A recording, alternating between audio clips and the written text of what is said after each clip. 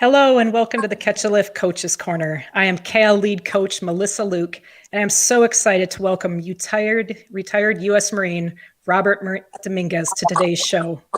Robert is a KL veteran athlete, and today he will share with us about his determination, what drives him, his role with Catch a Lift, what it means to dedicate yourself to helping lift others up, overcoming personal hurdles. Welcome to this week's episode of the Coaches Corner.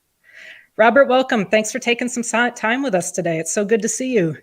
Yeah, it's good to see you too, Melissa, and thank you for having me on here. Absolutely.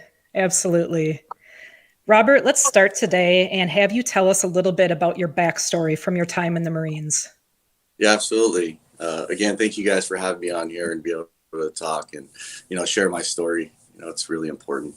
My name is Robert Dominguez. I served in the United States Marine Corps for 12 years. I was medically retired after 12 years and 2 months.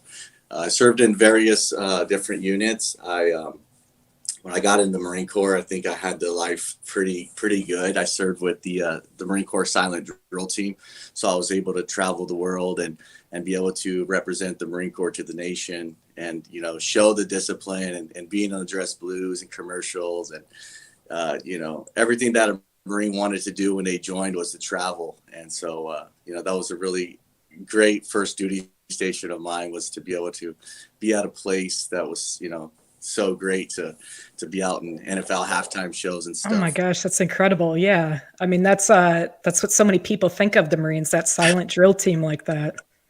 Yeah, always in the dress blues and looking fresh and stuff. So, that was really awesome. I felt like I tell people, they'd ask, what is it like when you're on the drill team? I always felt like I was like a rock star. You had to be ready to perform, for the nation or whoever calls to represent every service member in the Marine Corps. So, I did that for a few years. I re-enlisted and I went to 1st Battalion, 5th Marines, where I had a couple of deployments with them. And one of those deployments happened to be in Sangin, Afghanistan in 2011. We deployed in March 24th and returned in October 17th. And, that deployment stands out a lot to me, and where a lot of my struggles had started, because during that deployment in my platoon alone, we've had 10 or more that were wounded. And out of the whole deployment, we lost 17 oh my gosh.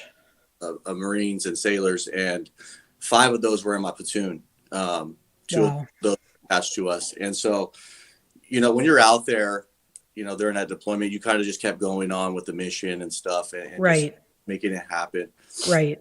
So, it was the normal, because every day something was going on or happening. And, as you return home, and I went straight to other schools and I was looking for the next, the next stepping stone. Where was I going to go next? Which platoon would I lead and whatnot? And so I started to go to some schools, and then I went on another deployment, which was it was a great time. It was very easy. I got to go on ship and see a lot of other different countries, and it was definitely a different deployment. But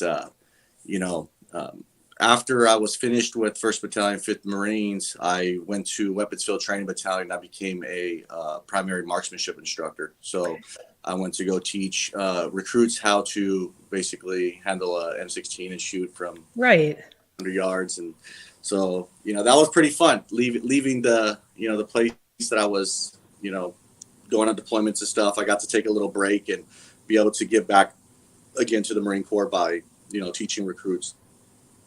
I was there for a little bit over a year, and then I went to recruiting duty. So as soon as I went out into, I recruited out of Sacramento, and I was back at my hometown recruiting. So I did that for 3 years, and I would say that staying so busy after my deployment in 2011, and I was out in recruiting 2015, that not until that moment where I went on recruiting duty was where I realized that something was different. And, having to go out in schools and speak to people and getting those hard questions that, you asked, because they're very different. And so I started to feel alone because you have a small team on recruiting, but you don't have all these other Marines. You're not doing the job that you did, or, it's kind of out of that realm of, the infantry world and the things that I loved or I was doing. But it's just, at that moment I started to realize that something wasn't right. Something was different. And so, I've asked to get some help, see if maybe I could talk to someone to kind of see Right. what it is. Um, but the minute I found out, I just kind of got scared. I got really scared of that. Hey, there's nothing wrong with me. I've done all these other things after deployment that was fine. I was meritoriously promoted, to staff sergeant, and I felt like I was doing great. I was the man, and there's no way that nothing can happen to me. Yeah. And that started to get even more scary, because now, that had transferred after I finished recruiting duty. That they transferred me to Wounded Warrior Battalion so I can go get treatment and go get treated. Okay.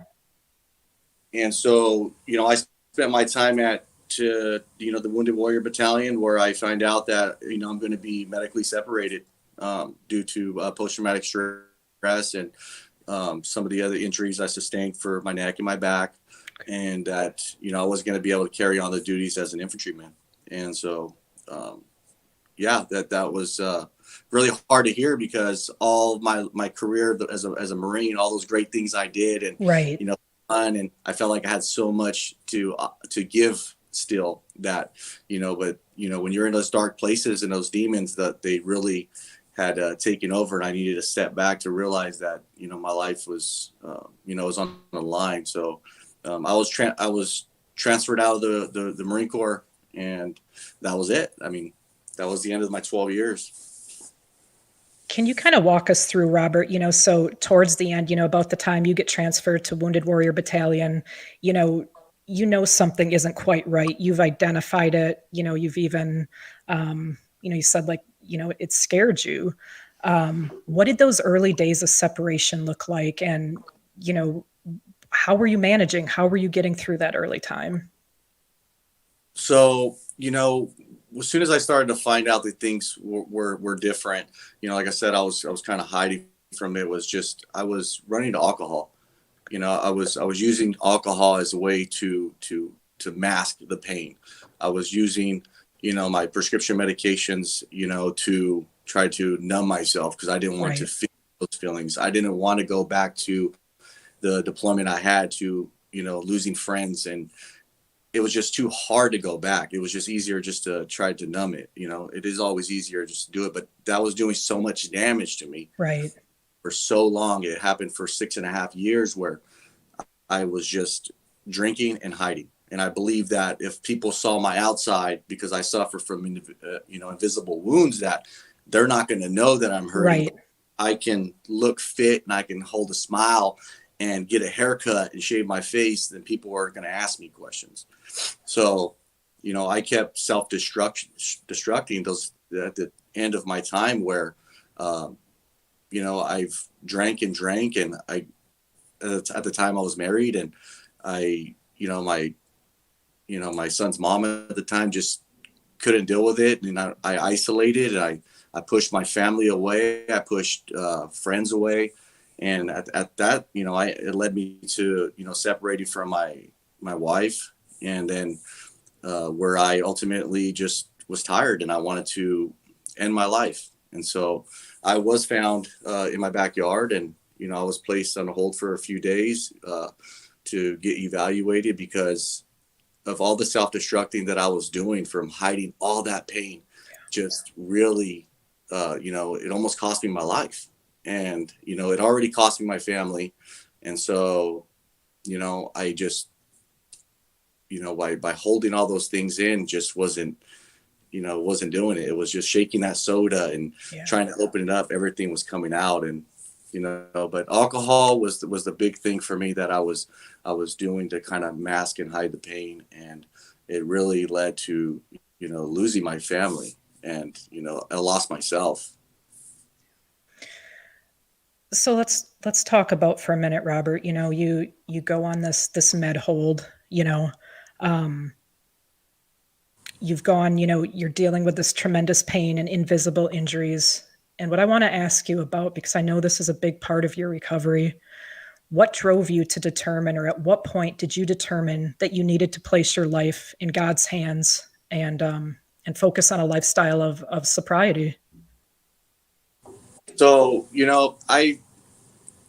I've always was a believer, but I was always afraid to kind of look into that. I was always afraid to fully submit myself and fully give myself to God. And I've been to programs and stuff, and I've learned a lot of things about faith and how God will help me. And we always push it aside, like, oh no, this isn't it.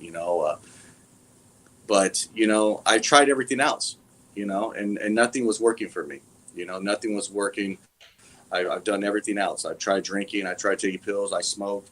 I've done everything else. And so I decided that the one thing that I really haven't fully tried was giving myself to God and being sober. And so what I did was, I dropped to my knees and just told God, take it, take this from me, take this pain from me, take everything that, you could take it all. Just, I want to be healed. I want to be able to feel again. I want to be able to love again. I think that's something a lot of us can relate to, in our own ways that have gone through, just very difficult times. I mean, I've had to do that, I can't do this alone, and without that peace of God in my life, I know that lost feeling. And I know I can't crawl out of that hole, and I know I can't fight the demons. Can you talk a little bit about, how putting your faith in God changed your life and your perspective, for the better? And can you share with us how that faith is keeping you sober, or how you lean on that faith to continue this life of sobriety?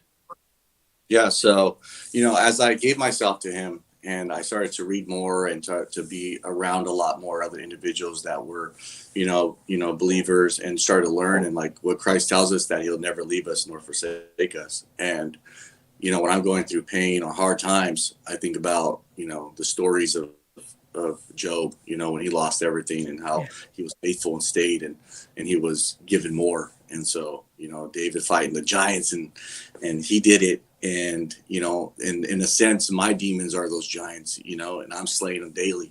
So I just keep fighting and remembering those stories and the times that I was in a dark place, but he brought me out. Yeah. And I think about it every day that, we're not promised tomorrow. So if we can just remember that everything we do now it's going to affect, our families, our friends, and everybody. So being the man that God created you to be, being the woman that God created you to be, is just what I look at. I want to be great. Yeah, absolutely. Absolutely. How has your sobriety changed your perspective on life? You were using alcohol there for a number of years. I'm assuming you were viewing life through a completely different lens, so how is just being sober, how has it changed the way you look at life, or even as yourself? Yeah, it's being sober is a lot different. When you're out drinking with your friends, and you're having a good time, and it does something to you, especially when you suffer from the things that we have, from post-traumatic stress or any types of trauma you've been through. Right. You involve alcohol or drugs, it does something else, and it's just, you're not the person that you are. And just being sober has really gave me a new vision, a new light, a new feeling. So where, if I see something and I want it, I get to go and get it. If someone asks me for advice or an opinion or something, I can give it, and it's authentic, it's real, it's how I feel. It's not, we're out here at the bar being drunk, Right. I get Yeah. that faith. And, I'll share with you, like, when I was at Wounded Warrior and I competed for the Marine Trials, the first year that I did compete, I was drunk, I was drinking, I was in pain, and I was just miserable. That was that transitioning time when I was leaving the service. I was losing my identity. And so at that time, like, I was going out competing, I wasn't getting anything. I felt like, man, I didn't didn't feel anything. I didn't feel good. I didn't look good. My body was just trash. I couldn't lift right. I wasn't strong. Everything was so off. Yeah. And the next year after that is when I got out and I had, went through my dark times. I gave myself to God and I got sober. I went back and competed in the same sports, if not more, 8 different sports, and I became the ultimate champ. And I took that, and that was all because I was sober. That was all because I changed my way of thinking. My life with alcohol and drugs and smoking and all that, it wasn't it. And I wasn't getting anywhere with it, and with the help of my friends and through Christ that I was in the program, especially Cal Catch a Lift just helped me with getting grants, has helped me to become just a much better athlete, and I became a champ. So sober, I was able to conquer all the things that I wanted. I went back in that fight and I did it. I felt like that I failed and I didn't do anything, and that I couldn't even win. I'm going to come back on top and I'm going to work harder. And sober was the way that I was able to do it and motivate and help other athletes as well. Oh my gosh, absolutely. So there's so much I want to talk to you about fitness wise, Robert. Let's kind of jump into that, because fitness has been such an incredible part, of your recovery and your story. Tell us about your fitness. How has it kind of changed through the years? I mean, I've got a lot of questions I want to ask you about it, but what does fitness mean to you? What did it mean when you were getting out? Every service member, loves to work out. Everyone wants to get in there and get in the gym, and everyone's got their way of lifting and what it does for them. Going to the gym and working out for me is just it's a way of life. It's part of me. It's part of my recovery. It's part of my mental health, all my issues that I have. That is all goes into the gym. And, that whole, if I didn't have working out, I don't know what I would probably be doing. I know that I wouldn't be in shape, for one. I wouldn't be participating in any athletic sports, but it's just overall physical fitness to me has just been a life-changing experience, to being, one person of just being broken and just sit there in the bed, or I can just get up and actually do it, because I'm injured as well and I'm hurt. My body hurt, but I don't want to be like that, and I don't want to be on the ground. I don't want to be on the bottom being hurt and weak and people feel sorry. I wanted to get up and I wanted to work out. I wanted to see my body change and make a difference, and to show other veterans, show other people that it's possible. That absolutely working out is the way that can heal you, and it's healed me. It's healed me, through everything I've been through. If I was angry, I went to the gym. If I was sad, I went to the gym. Sometimes if I was hungry or hangry, I went to the gym, and I was just like, I got to get it. And it's transformed my body into the way that I wanted it, and like how I feel for my sports, what I do and stuff. But it's changed so much for me mentally and helped me to get through all of it. Yeah. Because it's a way, and I connect with people like you guys too. So totally.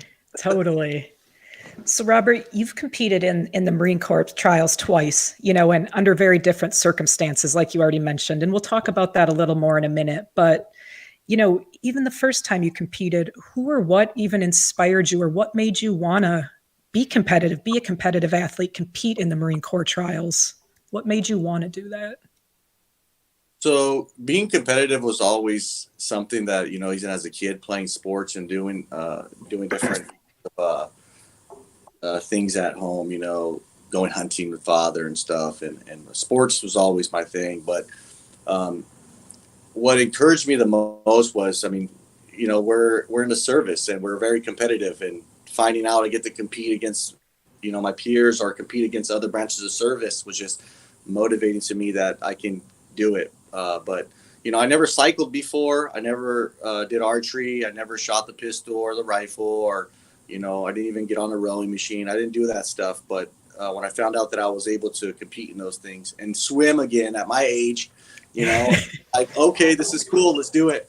So, it gave me a push. It gave me something to look forward to. It gave me goals.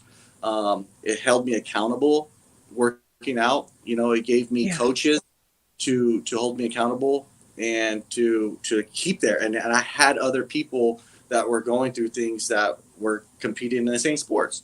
Yeah. And so it just kind of motivated me that I was back on a team again, and I was back a part of something, because I was already going to lose, I already knew I was leaving a service. So I wanted to find something, and sports and working out was something else that I could be a part of.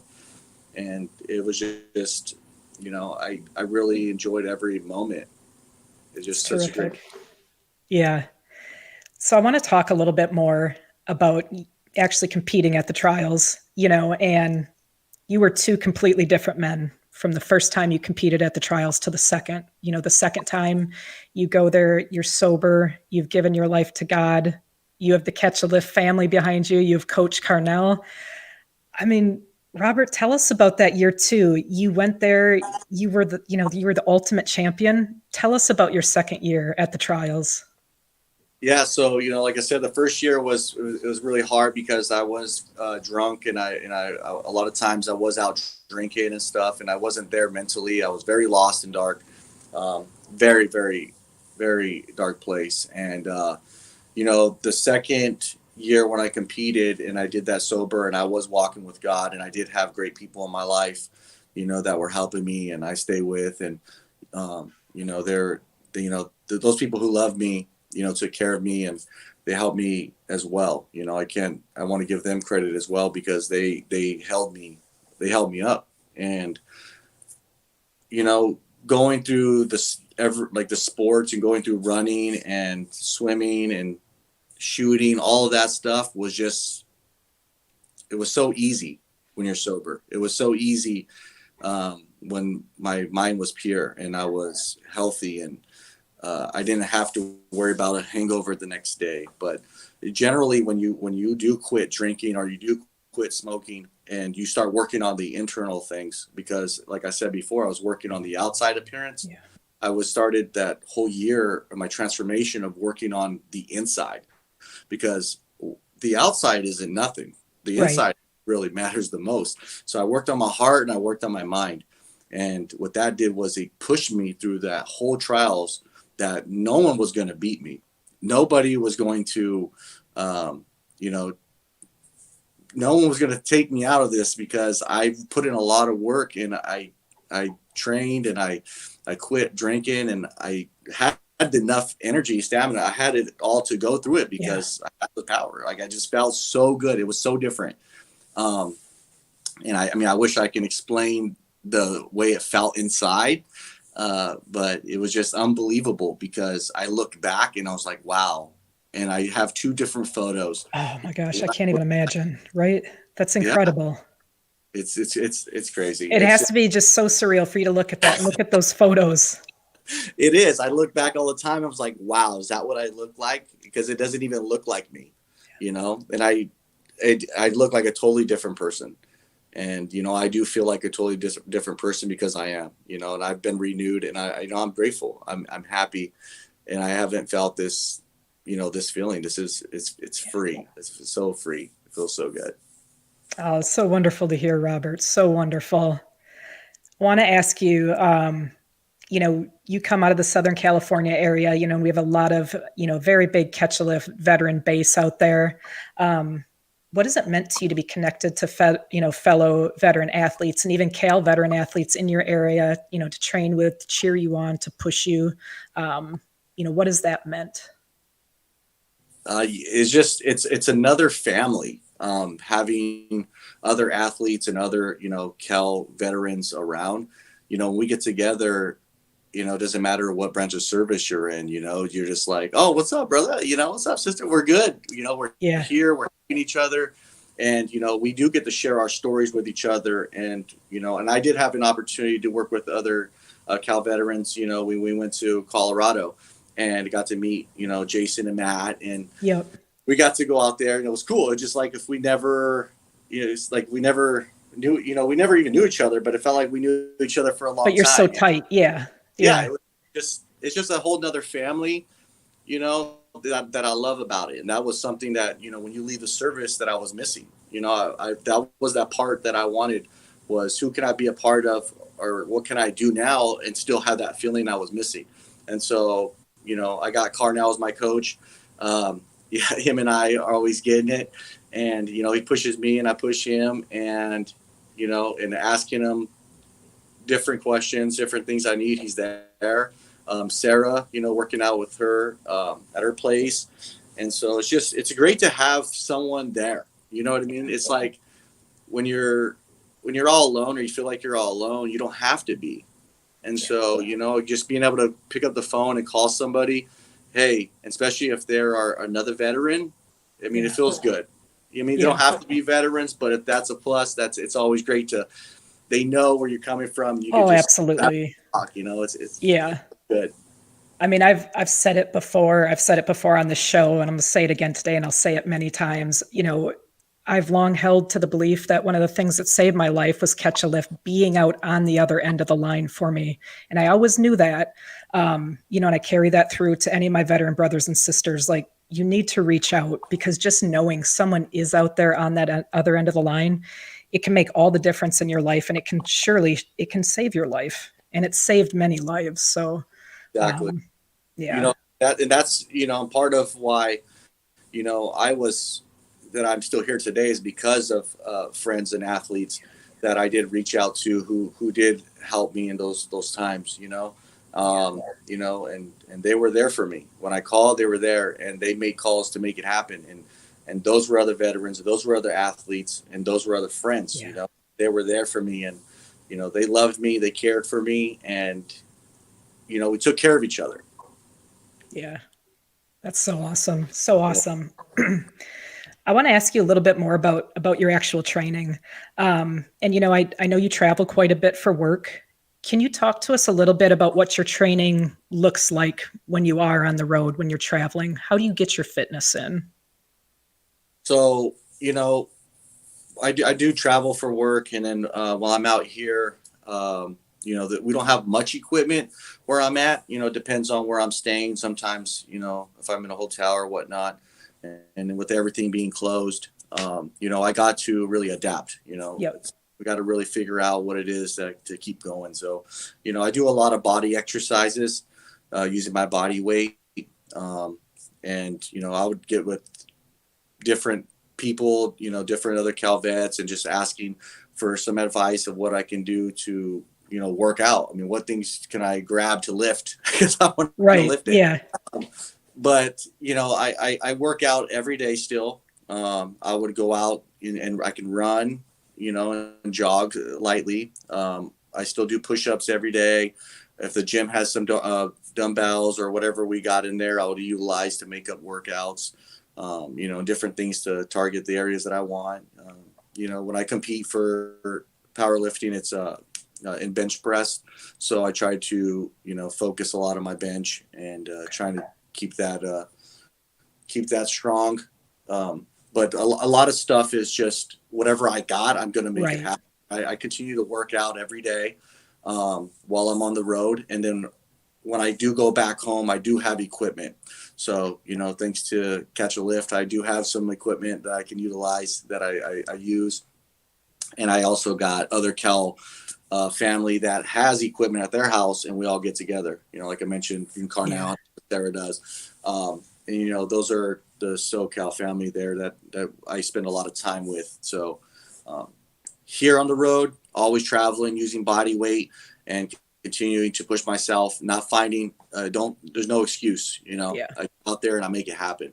And when I'm home, if I'm trying to make an excuse, I'm sure my coach is going to be on me quick. Oh yeah. Carnell, he's going to crawl up your butt. Yeah. I know if Sarah Carnell, if any of those guys heard you were coming up with excuses. Yeah.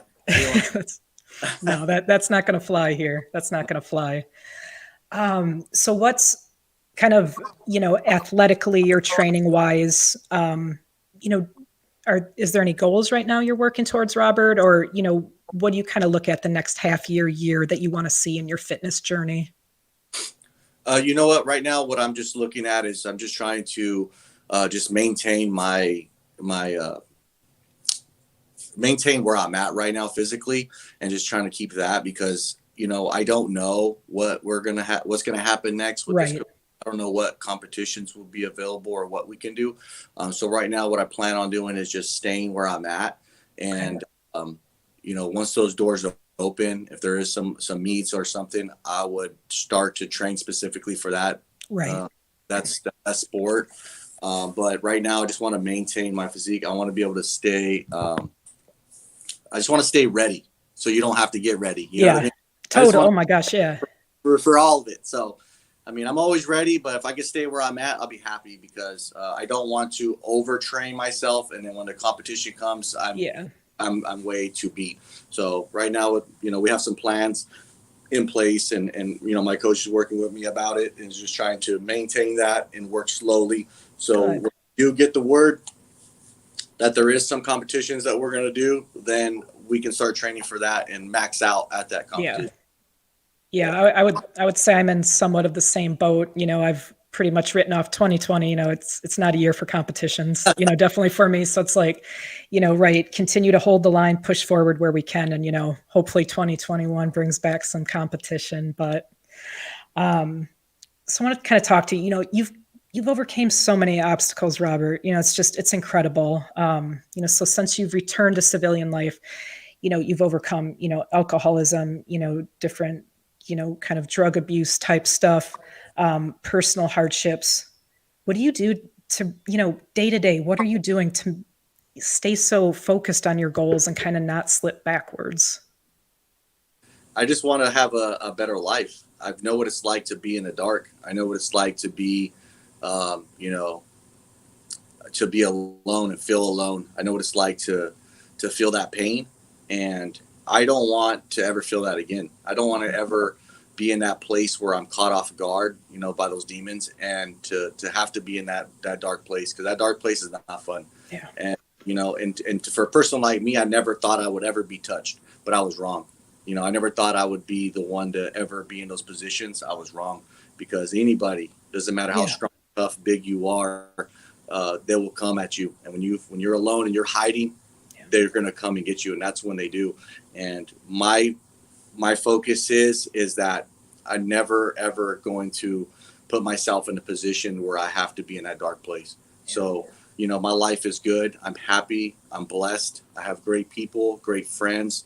And the way that I feel every day, and I just don't want to lose that. So it motivates me. I have a choice to make. I can either be miserable, or I can be happy and helping other people. Yeah. And I'm not going to do that to myself again. And I'm not going to be in that, that dark spot. My focus every day is just to keep fighting, keep working hard to, share my story. And everyone's story is unique and special. And everybody should be able to share and help someone and change a life. And if I went back to do what I'm doing, I won't come back out again. God put me here for a reason, and he's giving me a chance, and my chance is to speak up. My chance is to let people know where I was at and how I made it. And so, with me being here now, I'm going to do that. I'm going to share my stories. I'm going to show people how physical fitness allowed me to be better, how God saved my life, how I'm sober. And I went from being on the bottom to still climbing. Yeah. Every day is a challenge, though. Still, you know what I mean? Nothing is always absolutely perfect, and everything's like all great and gravy, because the battles are daily, Yeah. But they don't have to be as intense. They don't have to be as crazy as they used to be, because there is times where I do feel down and I do feel sad. But that's when the gyms come. That's when the people that you have in your life that are not toxic can help you get through those. Right. And so, I have my bad days too. But you know what? I pray and I stay connected, and that's the main thing. I kind of want to ask you another question that's the same side to that coin, Robert. Like you said right away, I think a lot of us can relate to this. It's not going to happen to me. We all think that. We all think that we're stronger. We can, overpower the demons or the bad things going on inside of us. It won't get me. We unfortunately know that's not the case. So I want to ask you, Robert, what would you tell to any veterans listening or that might watch this, that are in a dark place and, they're battling these demons or they feel like they can do it on their own? What advice do you have for them? You just have to, my advice for anybody that feels like they're in a dark place and you don't think you're going to be touched is,